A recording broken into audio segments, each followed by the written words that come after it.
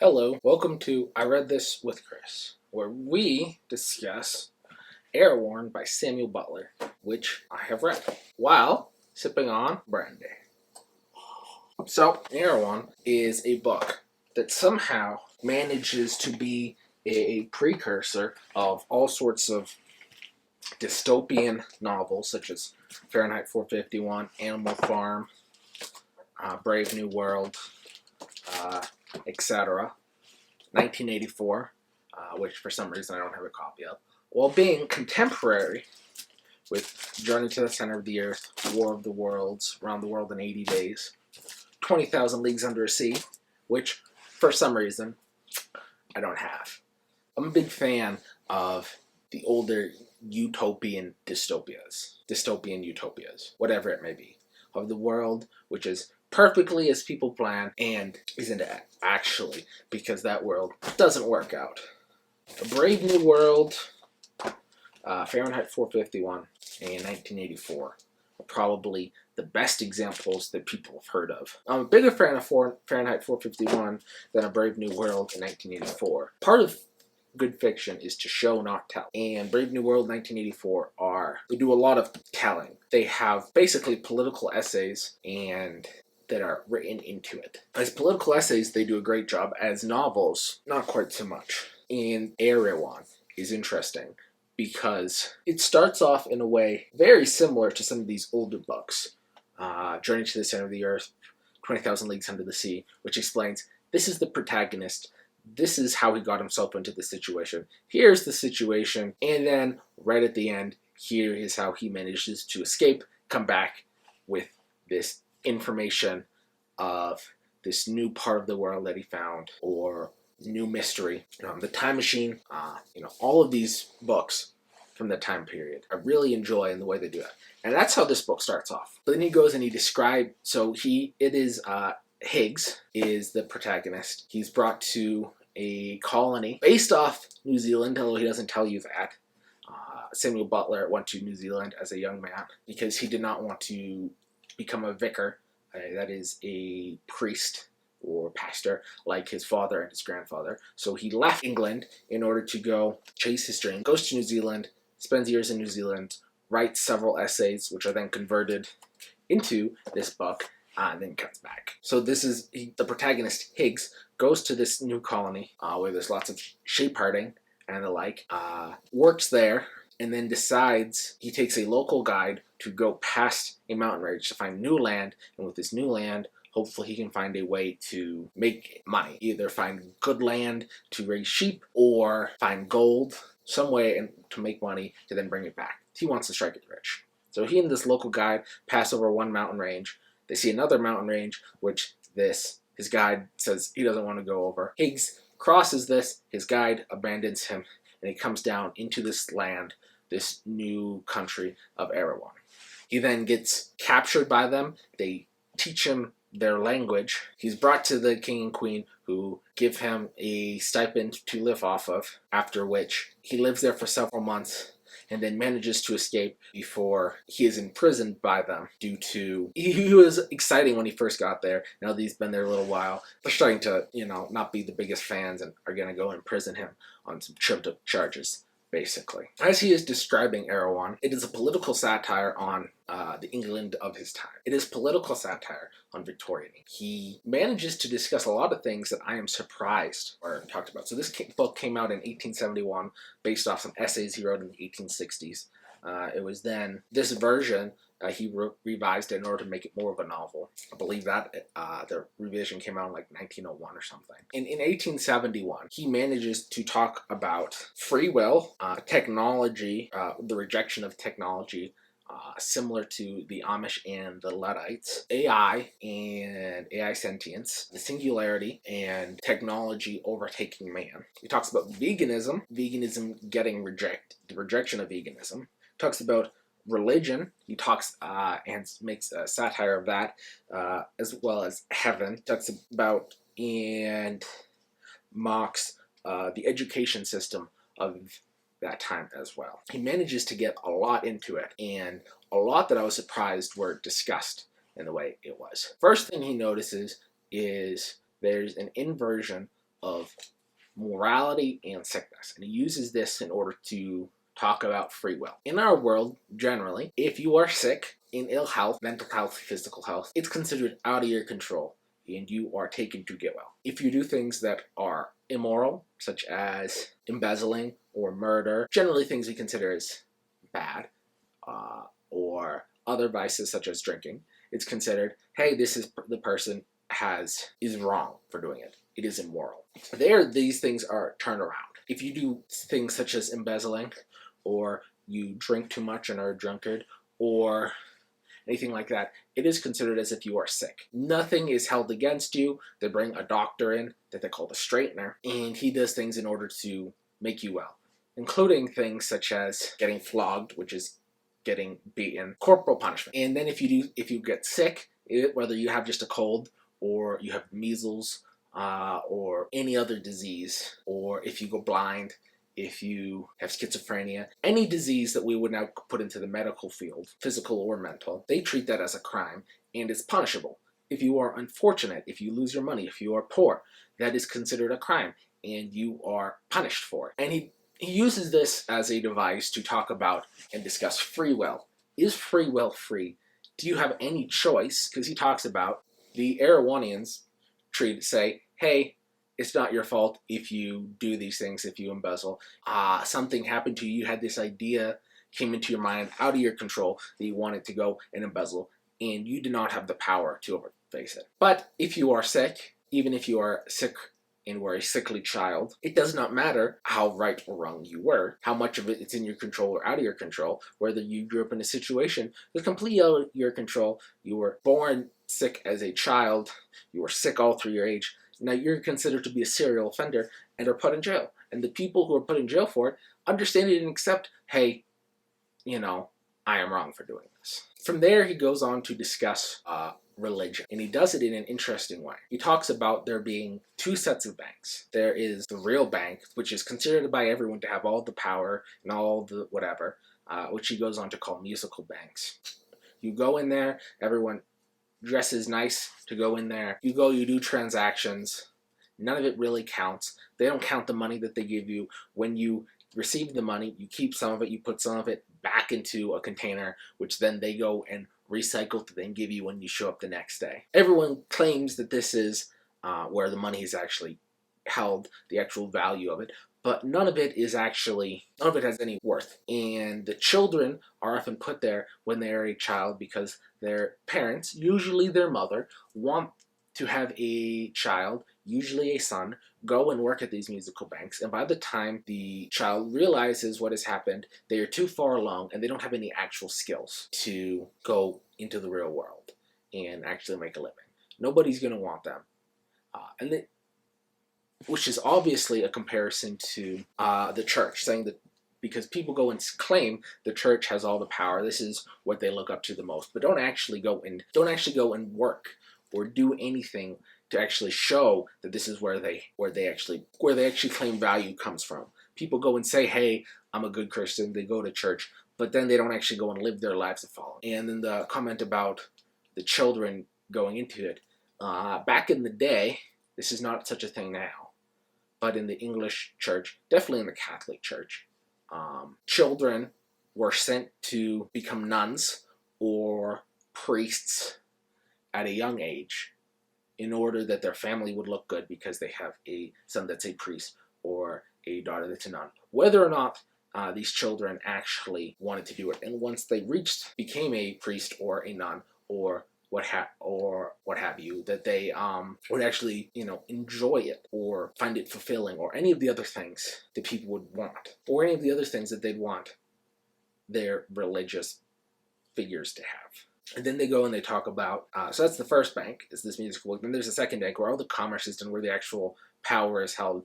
And it doesn't matter. You can go and claim all you want that you have this musical bank. And these new musical banks are popped up everywhere. But these other banks where the actual transactions are held, where business is held, where power is gotten. And that's what people want. People go to these banks and people are ignoring the other banks, the musical banks. He then goes to satire heaven. He talks about there being a world of pre-existence compared to heaven being. a world of post-existence, where people go and they live there in people in this pre-existence have a non-spatial body, and they go and they can live in there, and they can live in there forever. And then at a certain point, they decide, hey, I want to go into the real world. And they can come when they're pre-existence and come in to this world as ghosts or what have you and see what goes on. They decide, hey, I want this. They come, they take a drug that wipes all of their memories, and then they just go and they bug a set of parents until those parents give birth to them. A few days after they are born, they have this ceremony in which the child takes responsibility for being born. It is signed by basically a godfather or a godmother.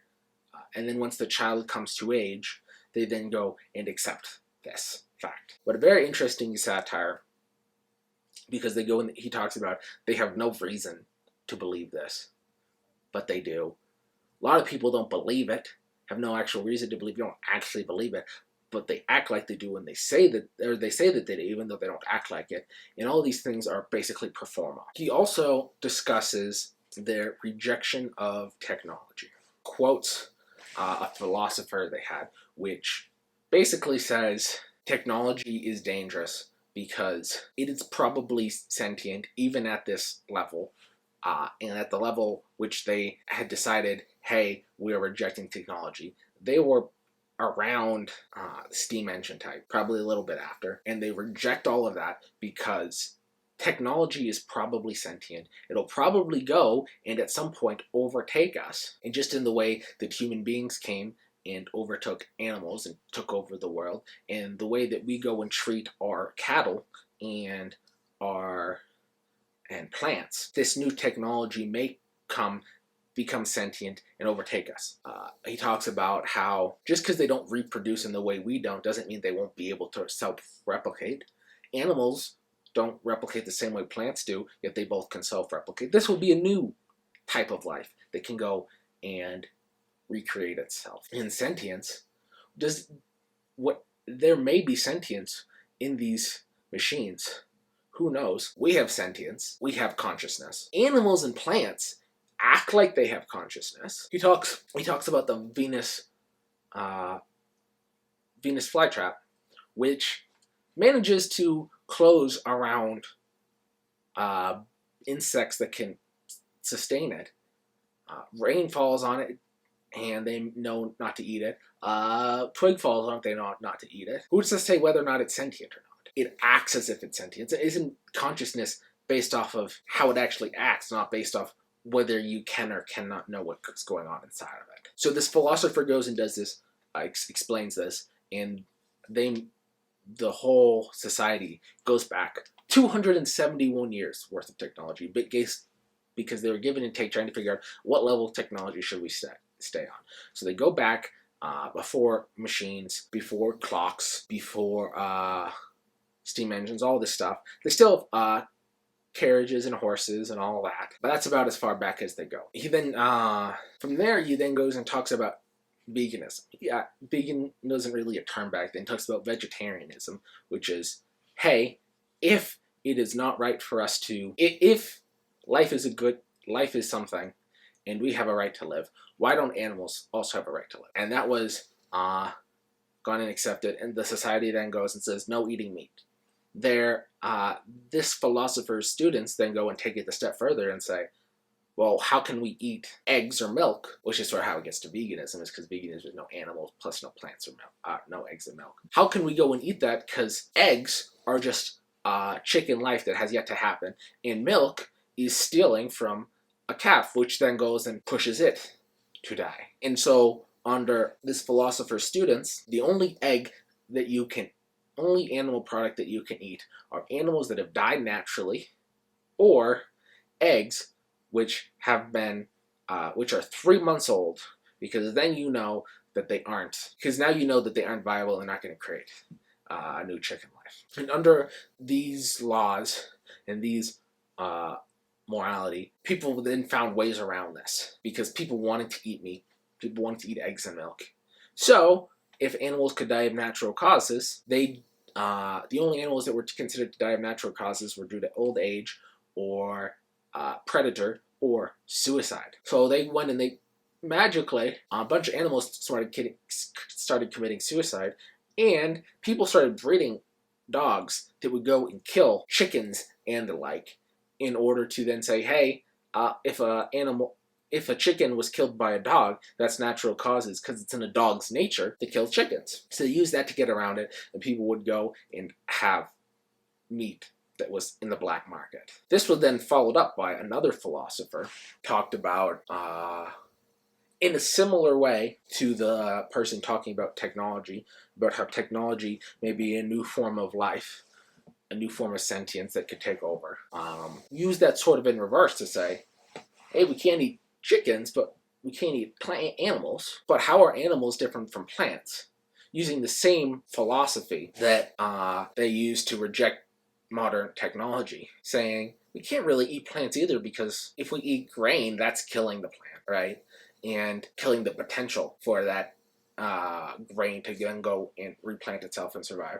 And any fruit, such as apples or other things from the tree, if we were to go and eat those, we'd have to wait because we'd either be picking it off the plant, which is hurting it, and we can't go and do that. We have to wait till it falls and it rots, and then we can eat it only the garbage from there. Or we can eat cabbage leaves once they've turned yellow and started to die, because then we aren't actually hurting the plant, because we can't hurt plants. And people then go and accepted this, and then realize, hey, there's no difference between eating plants and animals. What is really the difference between plants? After that, discussing that, he then talks about his escape. Well, he is brought there.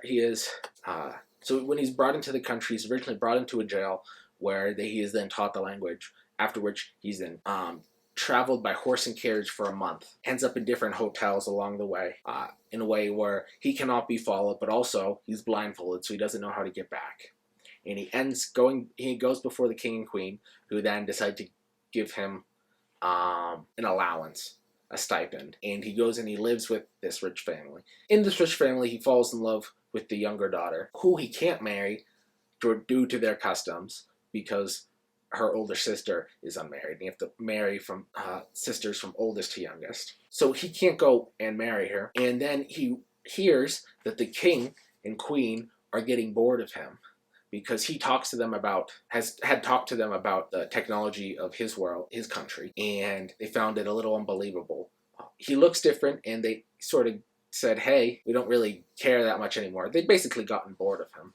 And when he had come in, he had committed the crime of having a pocket watch. And they had rejected technology up to the pocket watch, so he gave it over. And originally they said, okay, but now they're just like, hey, actually, that pocket watch was not a good thing. Maybe he's trying to subvert us. Now they're going to use that as an excuse to get rid of him. He manages to convince the queen to have a hot air balloon built for him, because there was a drought going on. He said, if you give me a hot air balloon, I'll be able to go up into the sky and talk to the air god and have him give you rain. That was his reasoning for it. They said, okay. And when it was happening, he got his fiance, got her onto the hot air balloon and filled the ballast bags, instead of with sand or something like that, with food and wine. They managed to get up in the air and escape, and they stay up in the air long enough.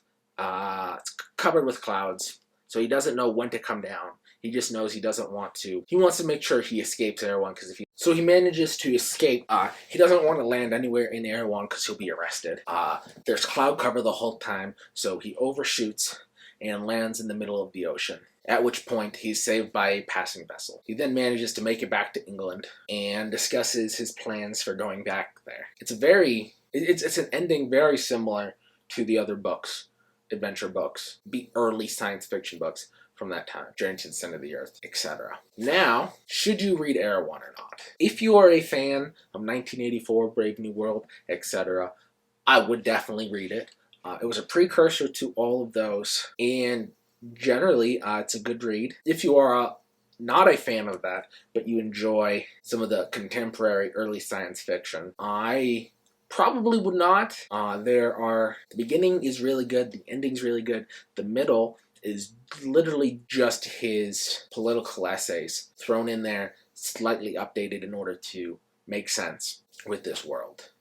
I had to sort of skim over the last few chapters of the political stuff, just because too much of it at one time is a bit much. But I think individually the chapters are good reads. They're good political essays. And their satire does make you think, whether in the way he wants you to or not. I am not quite sure. I couldn't discuss everything that he said or was commenting on with his essays. But they are good reads.